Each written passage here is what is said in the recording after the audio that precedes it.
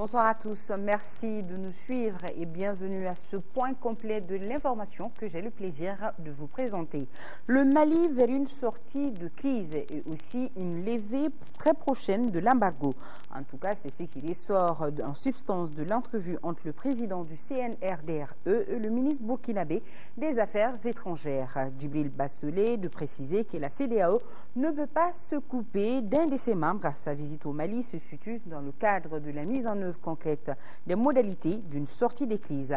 Alassane Suleiman lui a tendu son micro pour plus de détails. Écoutons-le. Nous sommes venus revoir le capitaine Sanogo et ses officiers pour justement discuter les modalités de mise en œuvre concrète des engagements solennels qu'il a pris devant le peuple. Et les discussions se sont très bien passées. Nous allons de manière concrète échanger des propositions écrites. Et je pense que le capitaine et le comité sont dans d'excellentes prédispositions pour faciliter la mise en œuvre du retour à la normalité afin de renouer avec la communauté internationale et la CEDEAO. Cette coopération avec la CEDEAO et la communauté internationale est indispensable aujourd'hui pour le Mali. Qu'il s'agisse de faire la paix au nord, qu'il s'agisse de gérer cette crise au nord ou qu'il s'agisse de faire la guerre, le Mali a besoin d'une grande coopération avec ses voisins et la communauté internationale. Seul le retour à la normalité peut rétablir cette coopération dont nous avons tant besoin. Et le capitaine, conscient de ses responsabilités devant l'histoire, conscient des enjeux, va se concerter avec ses camarades pour prendre les décisions de sagesse qui permettront de soulager les Maliens de leurs angoisses et de leur permettre de faire face à l'avenir avec beaucoup plus de sérénité. Et le comité avait invité la CEDEAO à une analyse plus approfondie de la situation que vit le Mali. Quelle a été la position de la CEDEAO par rapport à ça? Bien naturellement, la CEDEAO est un partenaire. La CEDEAO prend en compte les exigences du CNRDRE et les intègre. C'est la raison pour laquelle il a été institué un médiateur. C'est bien parce que la communauté des chefs d'État souhaite que le dialogue puisse nous permettre de prendre en compte les préoccupations parce que le comité a certes réagi à une situation.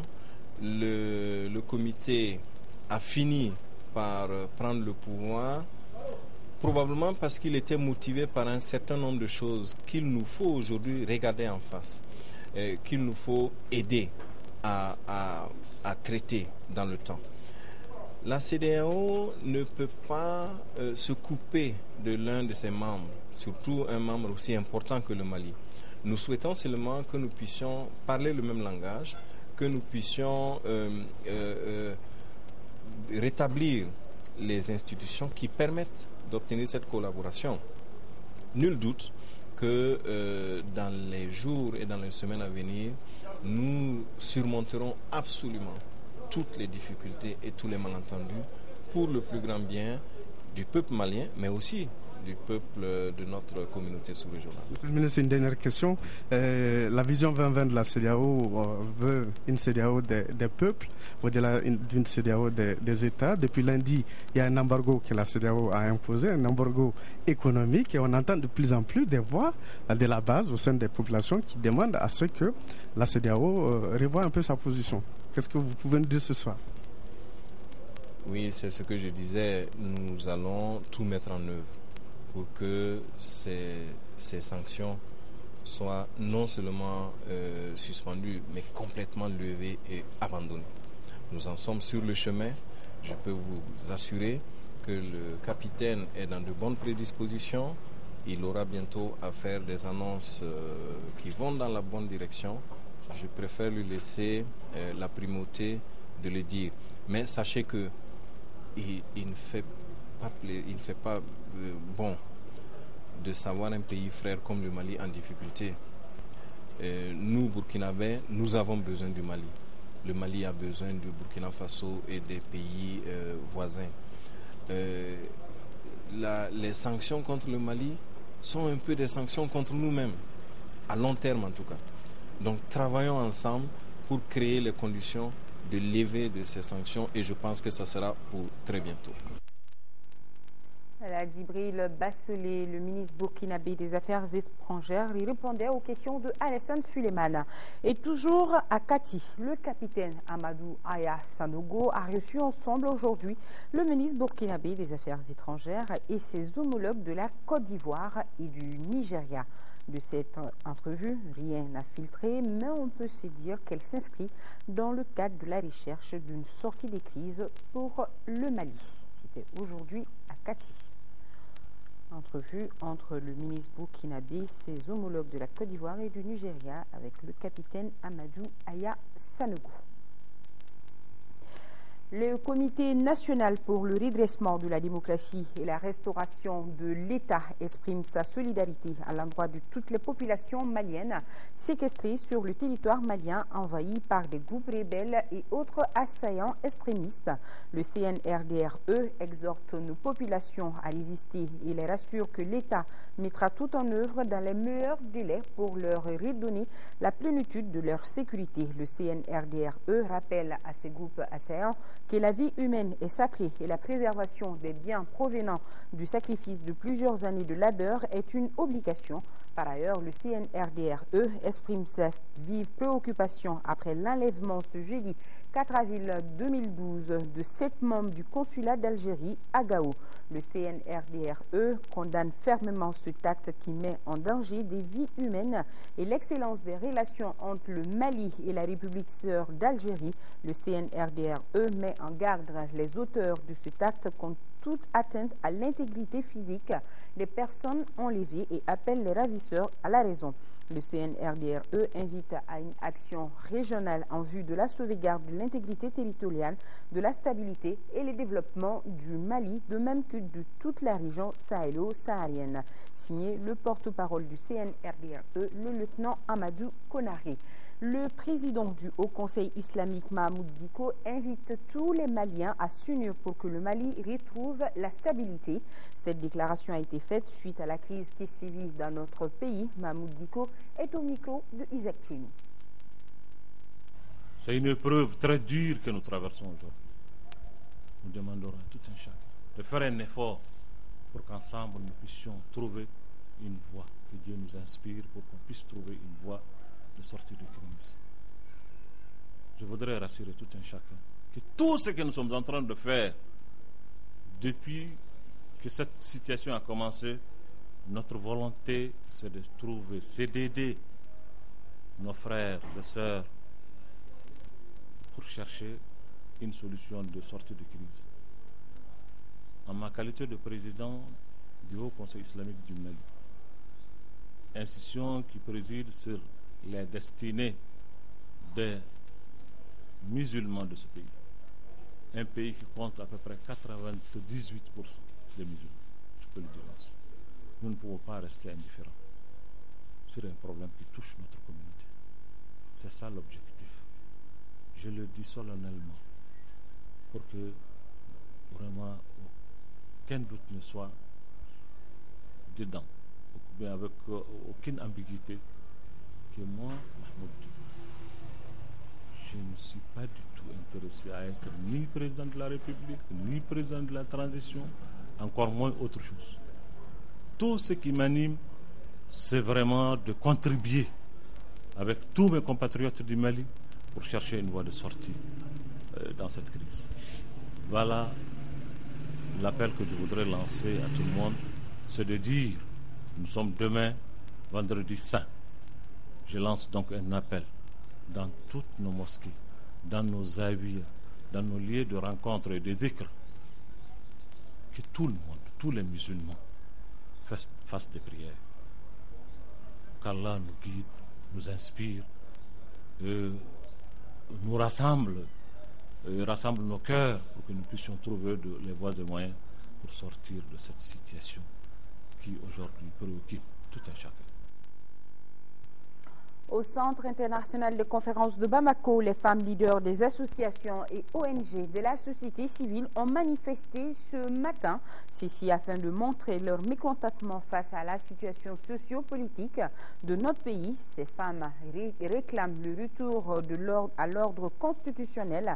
Elles demandent également à la CEDEAO de lever sans délai l'embargo imposé au Mali depuis lundi. Bourama Traoré, compte rendu. La paix, rien que la paix, c'est le cri de cœur d'une centaine de femmes leaders des associations et ONG de la société civile. Ces femmes ont battu le pavé ce jeudi pour réclamer le retour immédiat à l'ordre constitutionnel.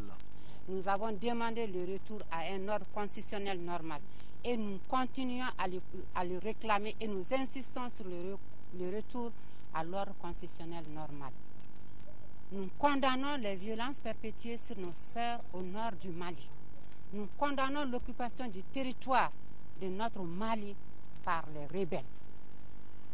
Et nous ne sommes pas pour la guerre. Nous ne voulons pas de guerre au Mali. Nous voulons la paix et la cohésion sociale. Cohésion sociale à laquelle aspirent aujourd'hui tous les Maliens. C'est pourquoi, pour les femmes leaders des associations et ONG de la société civile, l'ère n'est plus aux supputations. Il faut donc un véritable sursaut national face à la crise sociopolitique qui secoue le Mali. Nous envisageons d'entreprendre des actions parce que nous sommes avec beaucoup d'organisations féminines. Nous sommes avec 53 organisations féminines. Et les femmes musulmanes parlent le même langage aujourd'hui que nous. Personne aujourd'hui au Mali n'est à l'aise par rapport à cette situation. Et nous condamnons vraiment cette situation. Nous ne voulons pas cette situation. Le Mali n'a pas besoin de cette situation. Le Mali n'a pas besoin d'un déchirement. Nous voulons qu'il y ait un retour à l'ordre constitutionnel. Nous le disons et nous le proclamons et nous le réaffirmons que le Mali est un et indivisible.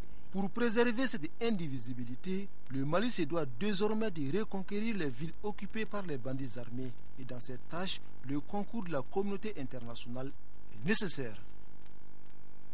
La situation politique et sécuritaire du Mali au centre du point de presse organisé par le Conseil national de la société civile du Mali. Des propositions et déclarations ont été faites lors de la rencontre. Boubacar Sissoko, les détails. Devant l'impasse politique et l'occupation du nord du Mali par les rebelles, le Conseil national de la société civile du Mali sort de sa réserve. Face à la presse, il a fait une proposition de sortie de crise. Nous demandons l'application immédiate de la Constitution et son respect. Nous demandons l'application de la restauration des institutions de la République, la mise en place d'un gouvernement national de transition dont la mission est essentiellement la libération totale du territoire national, l'organisation et la tenue des élections présidentielles et législatives. À propos des sanctions prises par la CEDEAO, le Conseil national de la société civile du Mali invite l'organisation à méditer sur le sort de la population malienne. Nous demandons aussi à la CEDEAO de lever les sanctions, car c'est le peuple seul qui souffre des sanctions, particulièrement la fermeture des frontières. Nous demandons également à la CEDEAO et à l'Union africaine et aussi aux Nations unies d'appuyer le Mali dans la libération du Nord, occupé par le MNLA et le mouvement islamiste en Sardine, dans les meilleurs délais. Nous demandons de doter notre armée de moyens adéquats pour la défense nationale et que l'armée retourne au front pour la libération du territoire national. Pour Alioutine de la rencontre africaine des droits de l'homme, la situation telle qu'elle est aujourd'hui pourrait laisser qui indifférent? Tous les calculs politiciens de maintien ou de conquête du pouvoir doivent être mis de côté. Je pense que c'est la seule façon. Ceux qui veulent aller au pouvoir, qui sont dans les partis politiques, doivent se dire aujourd'hui cette priorité est secondaire, tertiaire, etc. Ceux qui sont là, qui sont venus et qui ont pris le pouvoir parce qu'ils étaient fâchés par ce qui s'est passé au nord, en faisant le bilan depuis qu'ils arrivent, franchement on constate que la situation s'est dangereusement aggravée. Et ceux qui disent aussi aux Maliens qu'il faut accepter le fait accompli, franchement doivent penser quand la France était sous l'occupation.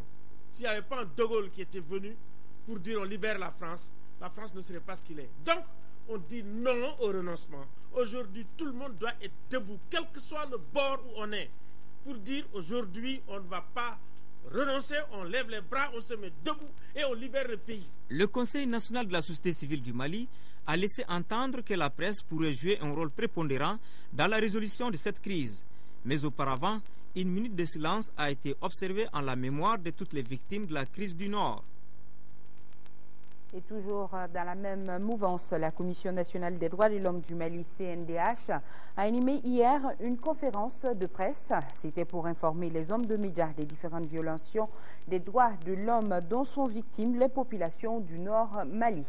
La CNDH a aussi lancé un appel pressant à la communauté internationale pour une mobilisation massive en faveur du Mali. Djemba Moussa Konaté nous en dit plus.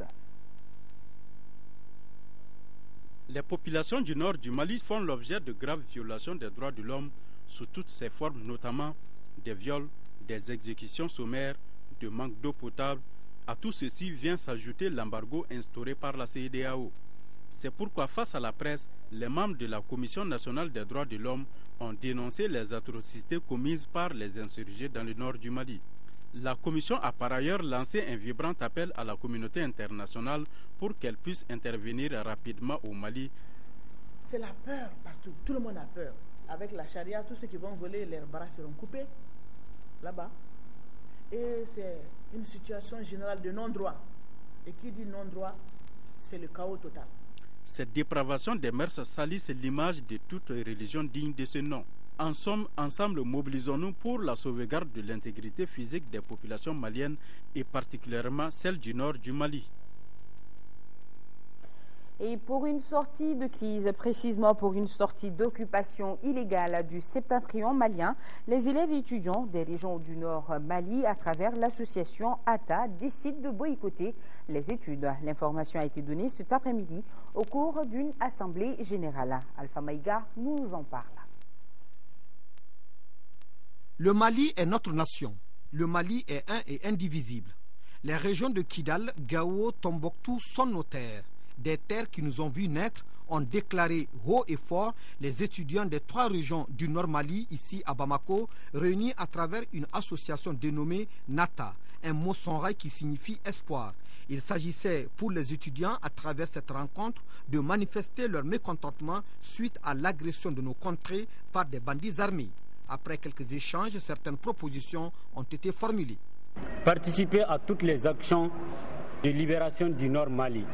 Divulguer la vraie information par tous les canaux de communication. Organiser des journées de prière, des marches et des sittings.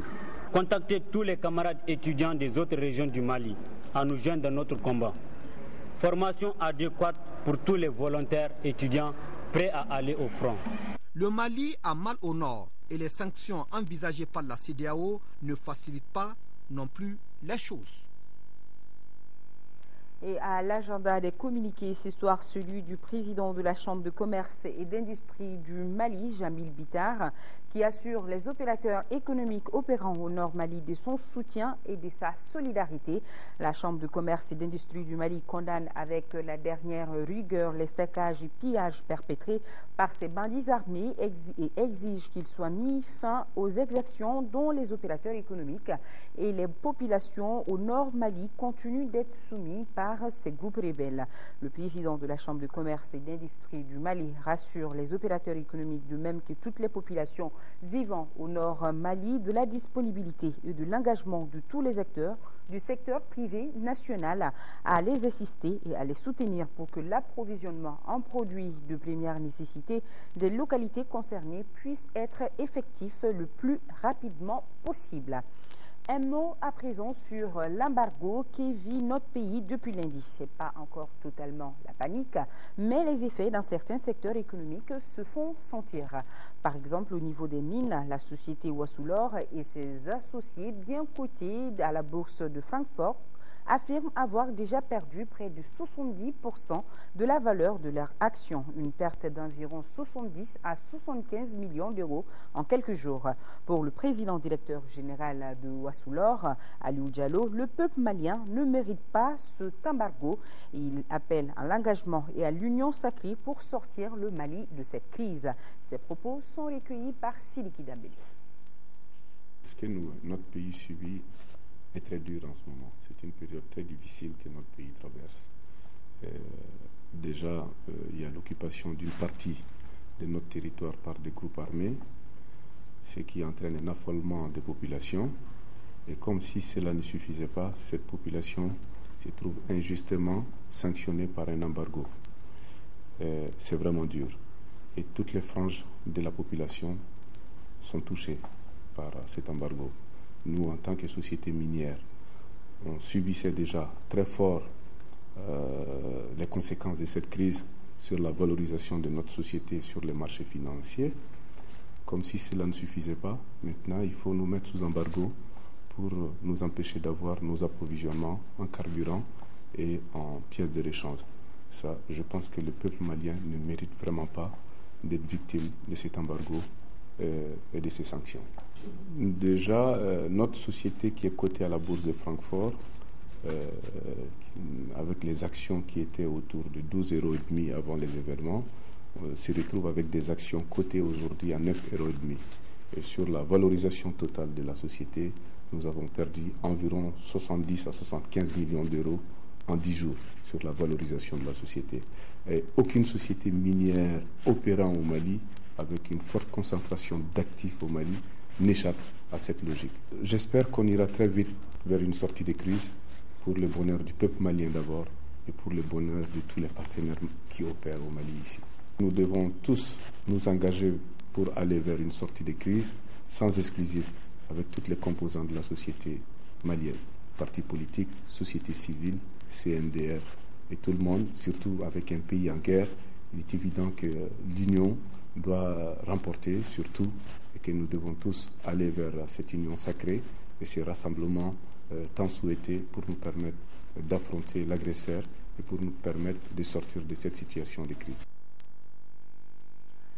Une délégation du CNRDRE s'est rendue lundi à Kita. Le déplacement de Kita avait pour objectif d'expliquer à la population les raisons du coup d'État du 22 mars 2012. La délégation a été reçue par la population, laquelle a affirmé tout son soutien au comité. C'était le lundi à Kita.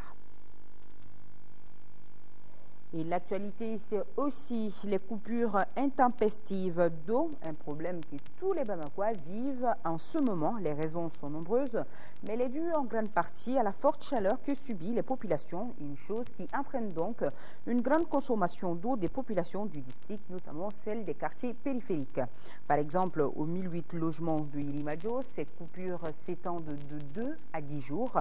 Selon la situation géographique, le président directeur général de la Société malienne de gestion de l'eau potable explique les raisons de ces coupures. Boubacar Koné nous édifie aussi sur le déficit de production d'eau de sa société estimé à 60 millions de litres d'eau par jour. Actuellement, d'après nos estimations, nous tournons autour de 230 millions de litres par jour pour satisfaire les besoins ne serait-ce que de nos abonnés, c'est-à-dire des personnes qui sont raccordées à notre réseau. Nous avons une capacité installée de 170 millions de litres par jour. Donc ça nous fait un déficit de 60 millions de litres par jour à peu près que nous n'arrivons pas à combler et qui se répercute généralement sur les populations qui sont situées en périphérie du réseau de distribution et aussi les populations qui sont situées en altitude. Il faut différencier deux choses, parce qu'actuellement nous sommes en train de vivre une situation un peu atypique, parce que le déficit se présente non seulement en termes de capacité insuffisante, mais ces derniers jours, vous avez constaté des coupures d'électricité. Donc ces coupures d'électricité impactent fortement nos installations, surtout en rive droite du fleuve Niger, parce que nous avons des stations de production d'eau qui sont installés en rive droite, notamment à Bakodjikoroni, à Manyambougou et à Kalabankura, donc qui produisent l'eau et qui distribuent au niveau de ces abonnés-là. Donc, puisqu'il y a des difficultés en termes d'alimentation électrique, donc ces difficultés font que nos stations sont souvent coupées en électricité. Et quand les stations sont coupées en électricité, donc il n'y a pas de production d'eau. Donc, ceci a pour conséquence que ces abonnés qui étaient déjà un peu défavorisés, ce sont davantage. Pour ce qui concerne les abonnés d'un même quartier, ça peut s'expliquer par des problèmes d'altitude. Donc ceux qui sont, comme je disais tantôt, ceux qui sont en élévation, donc la pression n'arrive pas au niveau de ces abonnés-là, alors que ceux qui sont un peu en basse altitude reçoivent quand même de l'eau. Au 1008 logements, nous sommes en train de faire une opération citerne pour soulager un peu les populations. Ça, c'est une distribution d'eau gratuite aux populations parce que actuellement, donc à cause principalement du non-fonctionnement de la station de Manyambougou, donc nous n'arrivons pas à refouler l'eau là-bas. Mais dès que la fourniture d'électricité sera rétablie de façon permanente, et cela sera conforté par la mise en service de la nouvelle station de Manyambougou dont je vous parlais tantôt, quand cette station sera mise en service, donc le problème des 1008 logements sera réglé de façon définitive. Les propos de Boubacar Khan étaient recueillis par Ramata Konaté. Du sport dans cette édition, l'association olympique sportive de Missira entame bien la marche retour de Ligue 1 lors de la 16e journée. La Somme a battu 2-1 l'association sportive de Bamako ASB au stade Omnisport Modibo Keïta. Al Djoumatina a assisté à la rencontre, son compte rendu. Contre la Somme, les jaunes et verts de l'ASB battus à l'aller 3-1 ont du pain sur la planche. Match de revanche pour l'association sportive de Bamako, de confirmation pour les Oranges de Missira. Il a fallu très peu de temps pour voir l'hypothèse de confirmation se réaliser. Suleiman Dambélé, dès la 2e minute, fait montre de son inspiration sur ce coup de pied arrêté d'environ 27 mètres, devant lequel le portier de l'ASB Souri Traoré reste impuissant. Accusant le coup, la formation de Grand Tigbou ne récorre cette davantage de terrain. Conséquence, ses filets tremblent de nouveau. Lassana Diarra, dans le temps additionnel de la première période, profite de l'apathie de la défense adverse pour inscrire le second but de son équipe, synonyme de sa 9e réalisation de la saison.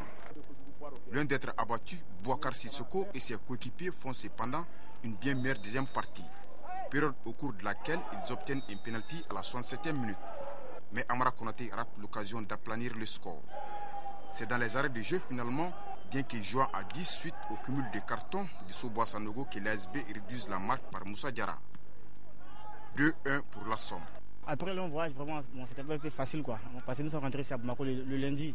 D'accord, on nous a dit qu'on se verrait le mercredi. On a fait notre effort et on a donné tout ce qui était dans nos ventres. On dit merci, on a gagné une cause quoi. Alors cette victoire va vous permettre d'engranger quelques points en vue d'un éventuel maintien. Alors qu'est-ce que ça vous fait concrètement? Moi, ça me fait beaucoup plaisir quoi, parce que nous venons à peine de monter quoi.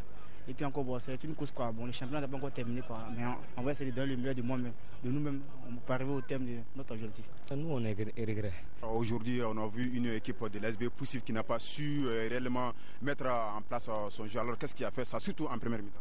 Bon, c'est la mentalité du jeu, c'est le manque de concentration. Nous, on n'est pas concentrés pour jouer bon seulement. On arrête des pénaltys.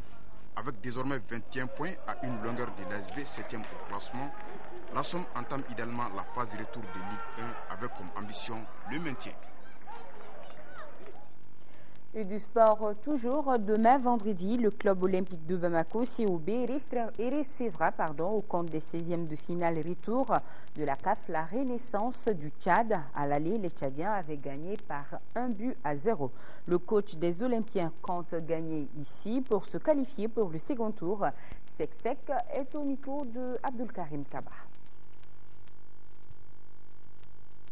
Tout d'abord, il faut commencer à parler du match aller.